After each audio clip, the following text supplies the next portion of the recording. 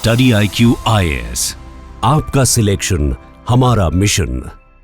नमस्कार दोस्तों आज सुबह सुबह दिल्ली में एक हाई अलर्ट का मैसेज आता है और उसके बाद एक न्यूज फ्लैश होती है। Delhi on alert, Lashkar e Taiba plotting IED attack near Red Fort Chandni Chowk area. आपको याद होगा दिल्ली में कुछ समय पहले ही टेरर अटैक हो चुका है और उसके बाद ऐसी न्यूज दिल्ली के लिए बहुत ही संवेदनशील खबर हो जाती है, लेकिन इसकी ग्रेविटी और इंटेंसिटी बहुत ज्यादा बढ़ जाती है जब दूसरी न्यूज इसी के साथ फ्लैश होती है और वो ये है कि 2 IEDs found in Punjab and Kashmir after Lashkar Delhi terror plot warning. इस वार्निंग के तुरंत बाद कश्मीर से और पंजाब से IED बरामद होते हैं। तो ये महत्वपूर्ण तरीके से एक पूरे नेटवर्क को ओपन करने की बात है, इस पूरे नेटवर्क को समझने की बात है। आप स्टेप बाय स्टेप समझिए कि इसमें क्या हुआ। देखिए 21 फरवरी 2026 यानी आज के दिन दिल्ली पुलिस की स्पेशल सेल और IB के बीच में, इंटेलिजेंस ब्यूरो के बीच में एक हाई प्रायोरिटी थ्रेट इनपुट को साझा किया गया। यह कोई साधारण जानकारी नहीं थी, यह वास्तव में एक स्पेसिफिक थ्रेट असेसमेंट था और इस थ्रेट का केंद्र था दिल्ली का दिल यानी कि चांदनी चौक एरिया, जहां पर लाखों लोग रोज आते हैं। विभिन्न न्यूज एजेंसीज ने इस खबर की पुष्टि भी की कि पाकिस्तान आधारित आतंकवादी संगठन लश्कर ए तैयबा इस बार IED के जरिए एक बड़े आतंकवादी हमले की योजना पर काम कर रहा है। आज हम इसी पूरे जो सिस्टम है उस सिस्टम को समझने की कोशिश करेंगे। हम यह समझने की कोशिश करेंगे कि पंजाब में जो विस्फोटक बरामद हुआ, कश्मीर में जो रणनीति अपनाई जा रही है आतंकवादी संगठनों के द्वारा और पाकिस्तान में मौजूद लश्कर ए तैयबा, कैसे ये सब कनेक्टेड हैं और कैसे दिल्ली के लिए एक बड़ा थ्रेट बनने जा रहे हैं, बनते चले जा रहे हैं। और साथ ही साथ मुनीर, जो आसिम मुनीर है, उनकी भी क्या भूमिका हो सकती है। इन सब मुद्दों पर आज एक डिटेल डिस्कशन करते हैं क्योंकि यह थ्रेट इग्नोर नहीं करने लायक है। देखिए हुआ क्या, सुरक्षा एजेंसियों के अनुसार इन्होंने चांदनी चौक को चुना। तो सबसे पहली चीज़ तो हमें ये सोचना चाहिए कि चांदनी चौक क्यों। देखिए चांदनी चौक और उसके आसपास की एरिया बहुत भीड़भाड़ की एरिया है। देखिए यहाँ की अगर स्थिति आप देखेंगे, ज्योग्राफिकल स्थिति देखेंगे तो यहाँ पर बहुत सकरी गलियाँ हैं, अत्यधिक जनसंख्या घनत्व है, वाहन मूवमेंट बहुत ही सीमित और सिक्योरिटी एजेंसीज को तेजी से पहुँच पाने में बहुत मुश्किल होती है। यहाँ पर ऐतिहासिक और धार्मिक महत्व भी है, आसपास धार्मिक स्थल भी हैं। यह सब मिलकर के चांदनी चौक को एक high impact zone, urban zone बना देते हैं।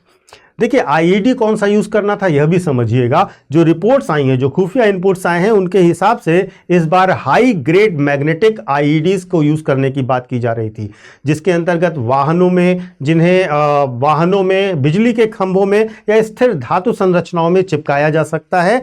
और यह इनपुट बहुत ही गंभीर था। आप इससे अंदाजा लगाइएगा कि यह जो अलर्ट जारी किया गया था यह इंटरस्टेट इंटरसेप्टेड कम्युनिकेशन के बेस पर जारी किया गया था, यानी कि दिल्ली का खतरा तब पता चला जब पंजाब और कश्मीर के हैंडलर्स के बीच की बातचीत को इंटरसेप्ट किया गया। और यहीं से कहानी, यहीं से ये पूरी बात एक शहर से निकलकर एक नेटवर्क बन जाती है और इस पूरे नेटवर्क को समझना बहुत ज़रूरी है। तो देखिए 21 फरवरी को जब दिल्ली हाई अलर्ट पर जाती है तो इसकी तैयारी उसी दिन से नहीं हो रही है, ये बहुत महत्वपूर्ण रूप से हफ्तों से और शायद महीनों से की जा रही है, या दिल्ली अटैक के तुरंत बाद से कम की जा रही है।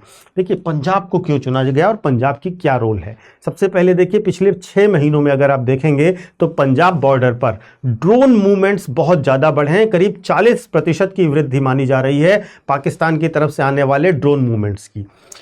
हथियार, विस्फोटक, कम्युनिकेशन डिवाइसेस की रिकवरी जो पंजाब में हो रही है, और पंजाब में असंतुष्टि, जो एक तरीके से खालिस्तानी मूवमेंट से बचे हुए कुछ लोग हैं, उनका भी इसमें इस्तेमाल किया जा रहा है। और जो IEDs रिकवर किए गए हैं उनकी डिज़ाइन सिग्नेचर वास्तव में लश्कर के पुराने मॉड्यूल से मैच कर रहे हैं। तो पंजाब एक तरीके से लॉजिस्टिक कॉरिडोर के तौर पर इस्तेमाल किया जा रहा है लश्कर ए तैयबा के द्वारा, और इसीलिए पंजाब की भूमिका महत्वपूर्ण हो जाती है।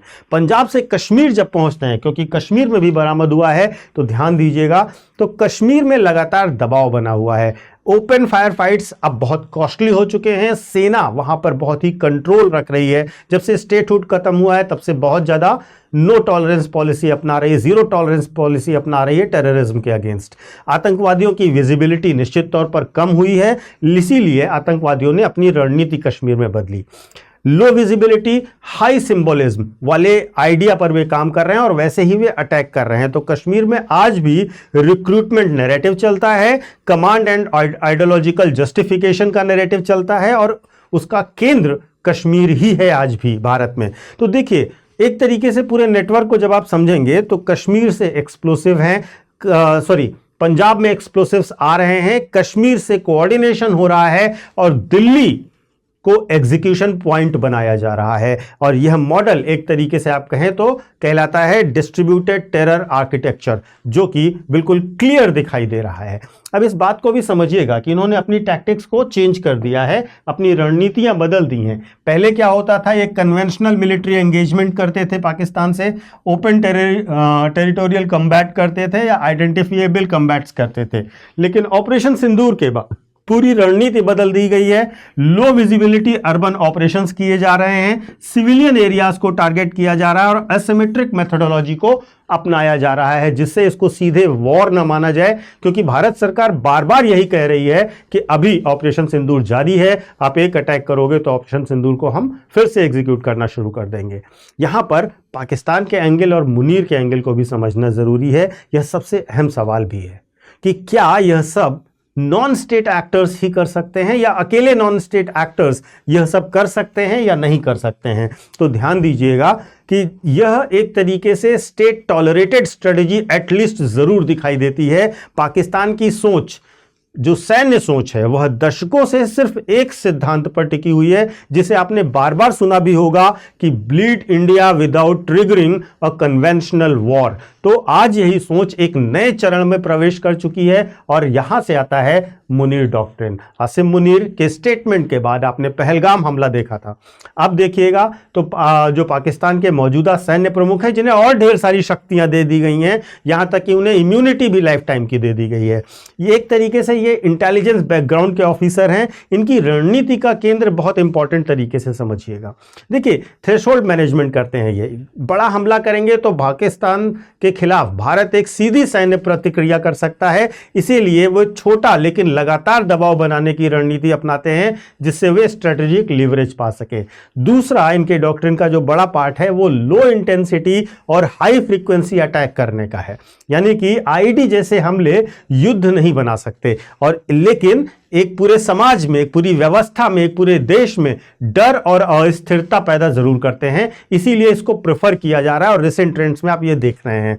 तीसरी चीज, इकोनॉमिक और पॉलिटिकल कंटेक्स्ट भी है इसका। पाकिस्तान की आर्थिक बदहाली और आंतरिक असंतोष के इस दौर में, जहां पर वो अपनी सीमाओं की रक्षा नहीं कर पा रहा है, बलूचिस्तान से रोज हमले हो रहे हैं, उसमें भारत विरोधी नैरेटिव एक तरीके से डिविजनरी पूल बन जाता है और लश्कर जैसे संगठन यहीं पर आकर स्ट्रेटेजिक असेट्स के तौर पर दोबारा प्रासंगिक होते हैं। और पाकिस्तान की यह रणनीति कई बार टेस्टेड है, मतलब ये ट्राइड एंड टेस्टेड वाला फार्मूला है, जहां पर इनको इस तरीके से भारत में कुछ ना कुछ करके अपने देश में अच्छा मैसेज देना है। अब एक और चीज अपनाई जा रही है, जो है हाइब्रिड वॉरफेयर की।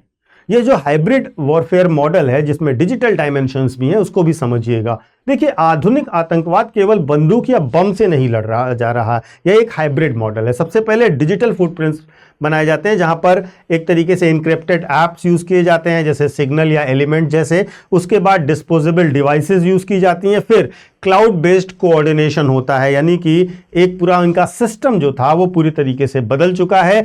अब रेकी के लिए वो किसी को चांदनी चौक नहीं भेजते हैं, उसकी उन्हें जरूरत नहीं है। वो OSINT, गूगल मैप्स और ड्रोन विजुअल्स, इन सब के को कोऑर्डिनेट करके पूरी लोकेशन की रेकी आराम से कर सकते हैं। इसीलिए सुरक्षा एजेंसियां, अब भारत की सुरक्षा एजेंसियां फिजिकल और साइबर सर्वेलांस दोनों को मिलकर करने के काम कर रही हैं, दोनों पर बराबर ध्यान दे रही हैं। सिक्योरिटी ने इसीलिए अपना रिस्पांस तेजी से दिया है, इनहैंस्ड पेट्रोलिंग शुरू हो गई है, सर्विलांस को और टाइटन अप किया है और असिस्ट कंट्रोल पूरी तरीके से किया है। चेक पॉइंट्स पर पूरी निगरानी रखी जा रही है, जो कश्मीर एरिया है, जो पंजाब एरिया है और जो दिल्ली एरिया है, सब जगह पर। यहाँ पर एक बात ध्यान दीजिएगा कि जो 26 फरवरी जो अलर्ट है, वह अलर्ट केवल यह नहीं बताता है कि हमला होगा या कब होगा, वास्तव में यह बता रहा है कि हमला किस प्रकार से बदल रहा है और इसकी प्रोबेबिलिटी किन किन फॉर्म्स में होने की है।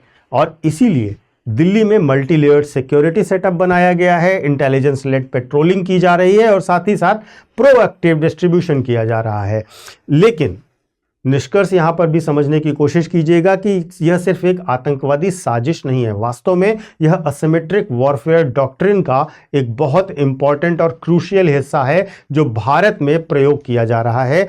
जब तक पंजाब के लॉजिस्टिक रूट्स को नहीं कट किया जाएगा, कश्मीर के कमांड नैरेटिव्स को नहीं कट किया जाएगा, यह पूरी तरीके से न्यूट्रलाइज नहीं किया जा सकता। दिल्ली जैसे अर्बन सॉफ्ट टारगेट्स के लिए यह सबसे मुफीद तरीका है जिसको ये अपना रहे हैं। इसीलिए पंजाब और कश्मीर जैसे जो एस्टैब्लिशमेंट्स हो रहे हैं इनके, उसे इन्हें कट डाउन करना पड़ेगा भारतीय सिक्योरिटी एजेंसीज को।